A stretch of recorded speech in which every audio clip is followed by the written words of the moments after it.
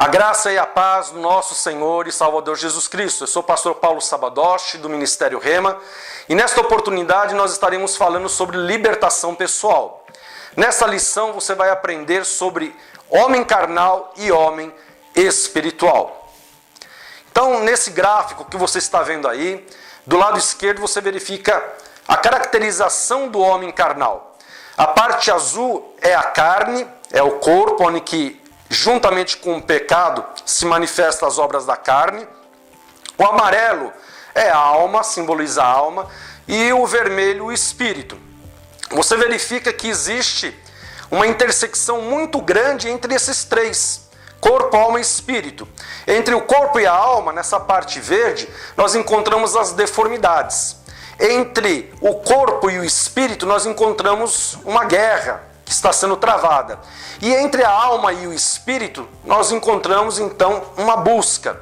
E no meio, nessa parte preta, nós encontramos o conflito que existe dentro dessa vida, dessa pessoa que ela é carnal.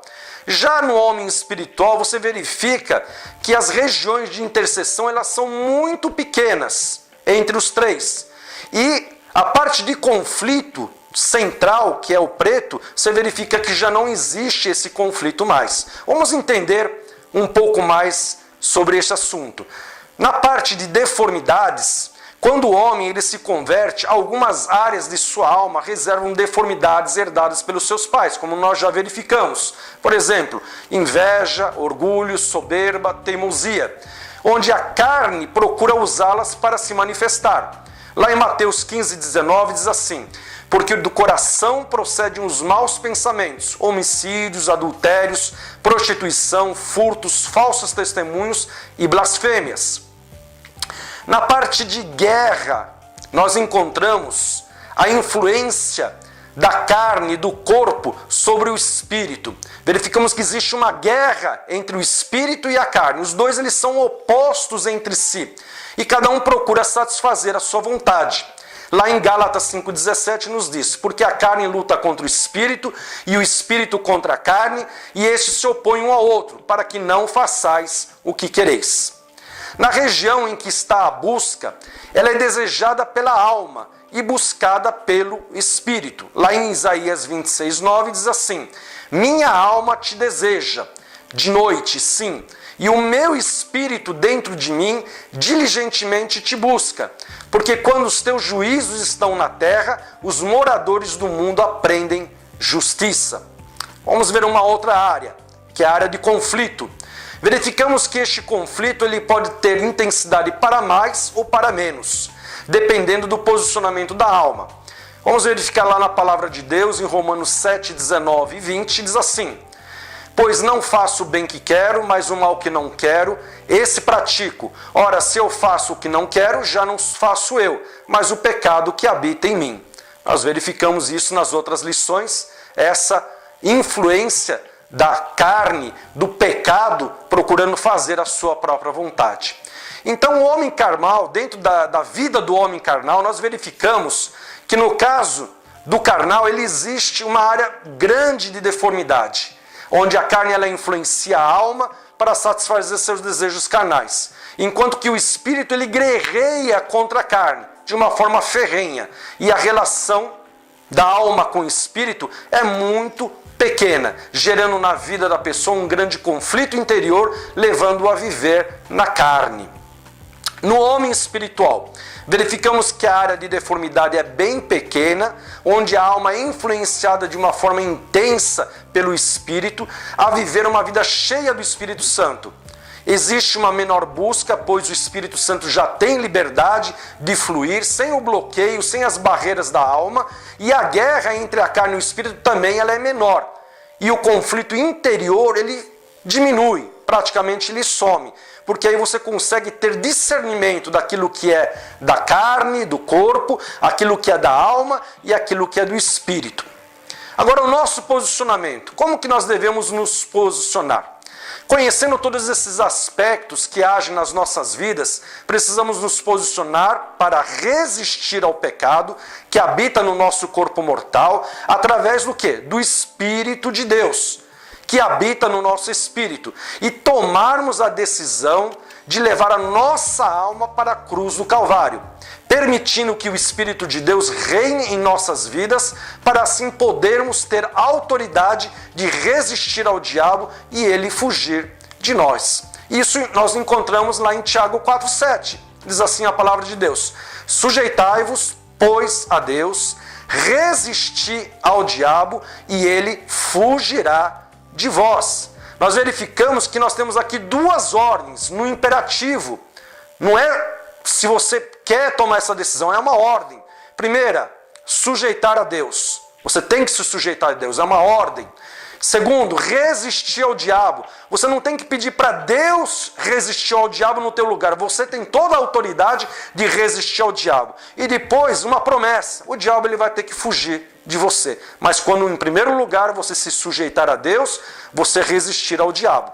Agora, como que nós nos sujeitamos a Deus? Lembra lá da primeira aula? Nós precisamos nos sujeitar a Deus através do nosso corpo, através da nossa alma e através do nosso espírito. E como isso acontece? Vamos ver então, no nosso corpo, como nós sujeitamos o nosso corpo a Deus? Em 1 Coríntios 9, 27, diz assim a palavra de Deus: antes subjugo o meu corpo e o reduzo à submissão, para que depois de pregar a outros, eu mesmo não venha a ficar reprovado. Nós verificamos o apóstolo Paulo aqui, declarando que ele subjuga, ele faz com que o corpo dele esteja em escravidão, em submissão. Não é o corpo que faz a vontade dele e ele, como alma, acaba satisfazendo os desejos do seu corpo. Mas ele toma uma decisão de subjugar o seu corpo e reduzir ele à servidão. Como que nós nos sujeitamos a Deus através da nossa alma?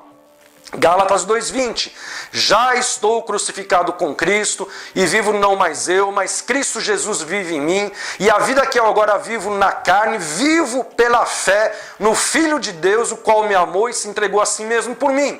Então a posição de se sujeitar à alma é cruz. O lugar da alma é cruz do Calvário. A nossa alma, mesmo quando nós nos convertemos, ela gosta de fazer as coisas para Deus.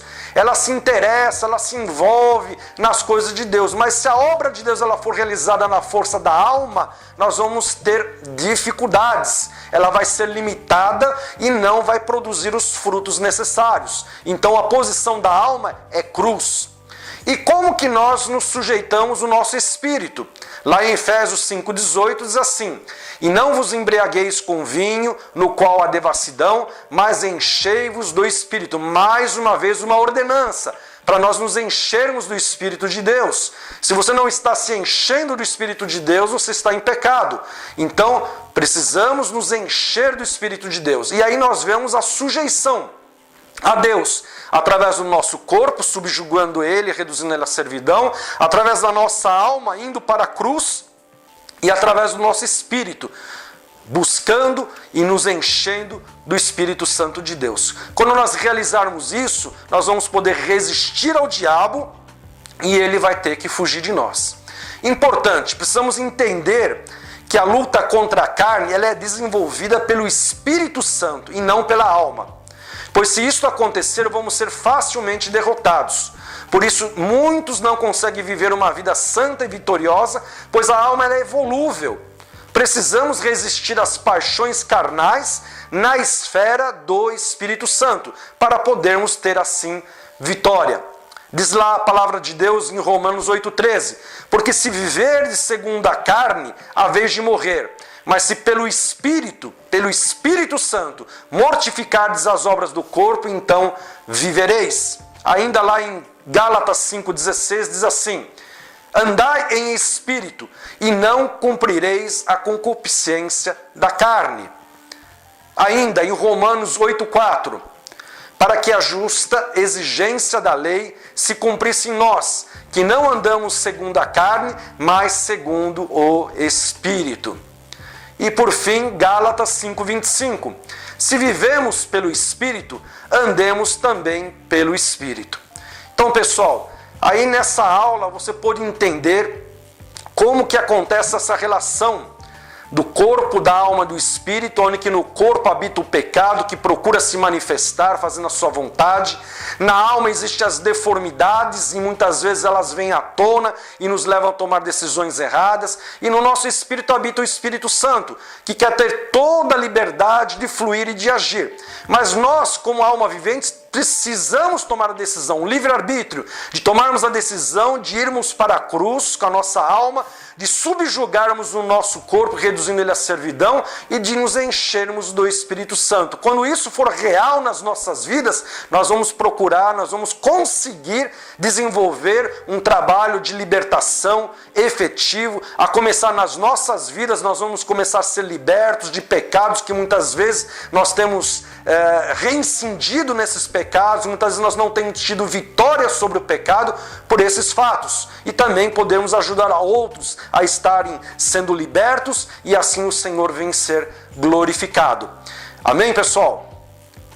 Se você gostou desse vídeo e quer saber mais deste assunto, então entre em contato conosco, ou para adquirir o curso completo, ou para estarmos realizando um seminário na sua igreja. Vai ser tremendo. Deus o abençoe. Em nome de Jesus. Amém.